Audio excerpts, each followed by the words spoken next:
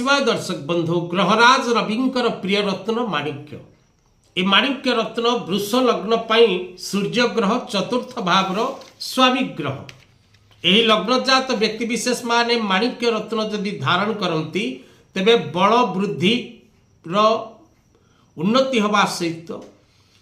भूमि भवन वाहन प्राप्तिर जोग सृष्टि हुए आपण जनप्रिय होती राजनेता होती एवं विशेषकर विभिन्न प्रकार मान सम्मान प्राप्तिर अधिकारी होती यशस्वी होती समस्तंकर आदर आपण प्रति रही था। यही रत्न को जदि आप दान करती तेबे पितांकर शारीरिक सुस्थता लाभ होगा सहित व्यक्तिर चक्षु रोग व्यक्ति को मुक्ति मिलता एवं स्वास्थ्यजनित विभिन्न समस्या